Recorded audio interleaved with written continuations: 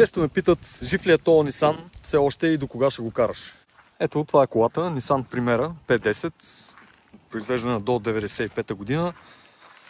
Варианта хетчбек, 5 врати, с двигател GA16DE или 102 конски сили. В момента колата е на 469 000 км и абсолютно отказва да умре. За жалост обаче, вече ми идва малко трудно да се грижа за две коли и ще трябва да се разделя с него.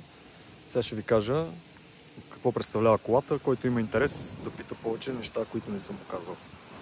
Двигателя, както казах, GA16DE, 102 конски сили, 1.6 са или 75 кВт. Какво съм правил и от какво има нужда? В момента климатика е махнат, но компресора и тръбите са в мен, който желае. Радиатора си е все още тук. Всички части по климатика са налични. Ще дам да се го монтира и да се го напълни. Гарнитурата на капака на клапаните омаслява. Не бих казал, че тече, защото долу под колата капки масло няма. На скоростта котия маслото е сменено преди 8000 км, но жилото за съединителя не е лошо да се смени с ново, тъй като това, което успях да намеря предния път, защото предишното се скъса, новото е с пластмасови накрайници и не знам до кога ще изкарат. Към двигателя имам още един всмукателен колектор. Този е разпробит за газ. Колата е имала газ, но аз газта я махнах. Също така картерните газове от капака на клапаните ги затапих и ги прекарах към основния маркуч. Не влизат след дросела. Имам още един дросел, който е въобще с заварен порт за картерни газове и си остава само тази готина тръбичка, която съм си направил. Всичко друго по двигателя е абсолютно сток, работи и не спира. Така и така съм под капака. Да кажа за окачването. Отпред и отзад е вдигната с 40 мм, отпред с ето тези фланци, които сам съм правил. Сега ще ви покажа и видео.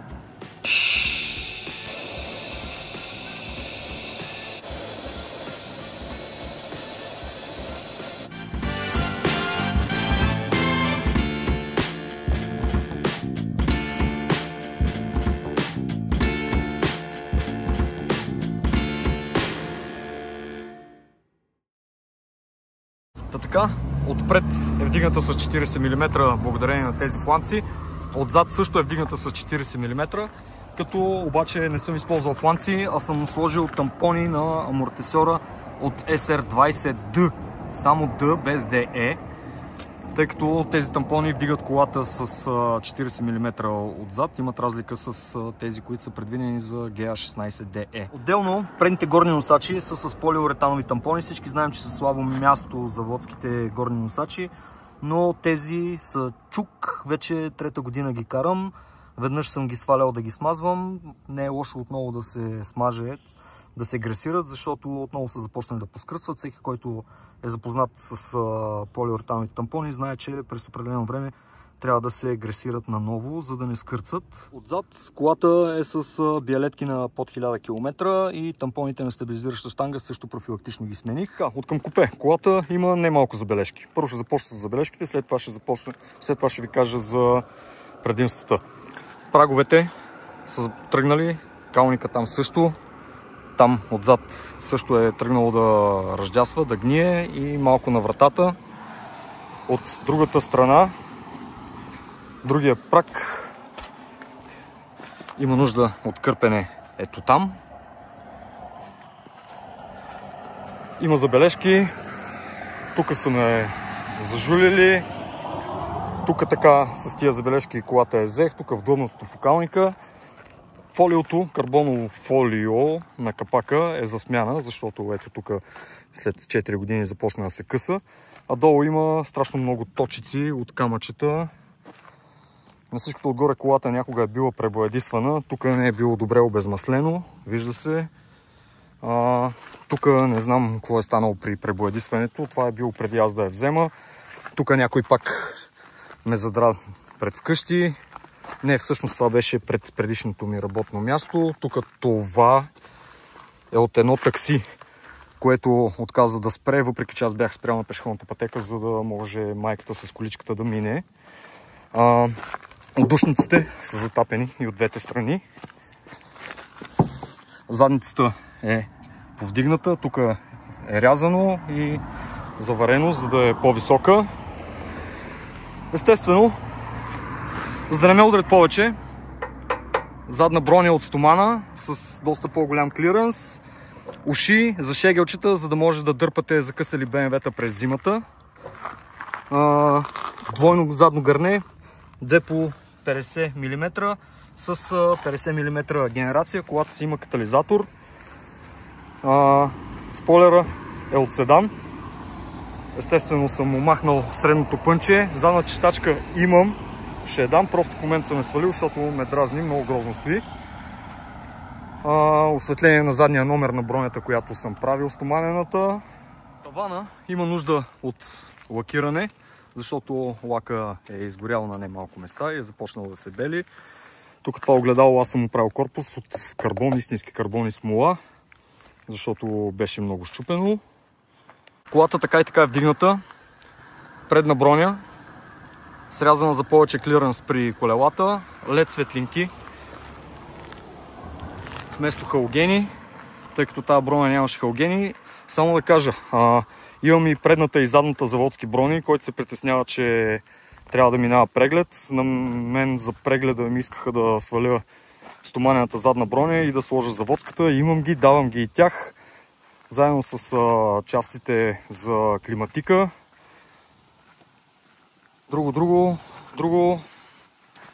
Задни затъмнени стъкла, сам съм ги правил, бях много нервен, станаха няколко бръчки. Един куп стикери, не дават конски сили, от сега да кажа, и от двете страни, но когато видя една хубава кауза, взимам стикер и подкрепям каузата. След срязането на предната броня, тук беше заводското казанче за чистачки, обаче то стига до тук долу. И затова фанах и от алуминий и си заварих едно друго, което стои доста по-високо. Лично мое произведение. Единствено, проблема е, че го направих само за помпа за предните чистачки, за задните чистачки. С това казанче няма течност, само чистачка работи, пръскалката не работи, но заводското казанче го имам и го давам и него. Гуми и джанти. Летни 15 от Hyundai купе с предни гуми DOT 24, Union Royal Rain Expert 5, 109.5 на 60.15. Отзад задните в момента са 109.5 на 55.15 Nexen. Те са малко по-старички, не помня точно кой DOT. Може би са на 4 години вече. Освен това давам 4-те заводски 14 лети джанти от Nissan. Те са с зимни гуми в момента. А към тях също така имам и 2 железарки с 2 летни гуми, които все още стават за употреба. Интериорно колата е в заводски вид. Отзад естествено това са един куп неща, които винаги си нося с мене. Да кажа, към колата съм подготвил масло, филтър. Давам ги и тях. В тази цена ги включвам, защото просто няма да ми трябва. Другата кола, която в момента имам, е с съвсем друго различно масло. Тук от алуминий също едно мое произведение. Вместо стелка много по-лесно се чисти, много по-лесно се мие и съответно не се и търка до мокета. Воланчето от 180 SX, 200 SX, 240 SX, тия Nissan също NX 100 или 100 NX, не помня точно как беше модела. Ползват същия този модел, той е без airbag. Волана с airbag го имам също, давам го и него. Който иска може да си го монтира, обаче той е 4-лъчев, а този 3-лъчевия ми е тапициран от тонката, претапициран и ми е много по-хубав, много по-удобен. Тук има отдебеленица, 3-лъчев хубав спортен волан. Също така той ми е правил и топката на скоростния лост, претапицирал, маншона уреди за вакуум, евентуално ако някой иска да нещо да прави с турбо, има и налягане мери, температура масло, налягане масло, които обаче още не съм ги свързал, все не ми остава време. Към колата давам съответно и датчиците за свързване. Парното първа, втора, трета степен не работят, работи само на четвърта. Климатика, когато е монтиран, работи. Кастофона съм го изместил ето тук долу. Той е от тия, които нямат касетка, нямат диск, е с карта памет. Свалявам панел, old school. Тук още следи колата, когато е имала газ. Винаги си мислех да ползвам ето това бутонче на място на този, за да си свържа клаксона, защото трилъчевия волан, тъй като е без airbag, няма лентов кабел и съответно няма как да свържа клаксона или поне няма лесен начин. Много по-лесно ще ми е да го вържа към бутона. Ето тук.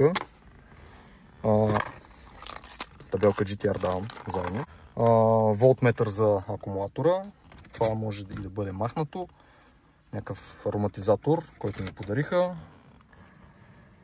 И общо взето това е за колата. Колата също така има преден и заден регистратор, само че тях ще ги дам за 300 лева повече, ако не ще си ги сваля. Това е общо взето. Nissan Primera P10, 102 конски сили, драпа навсякъде. Да, на предно предаване, но е вдигната. Сега ако няма да ходите на тежък офроуд, сами искате просто кола за черни пътища, един страхотен автомобил. Благодаря.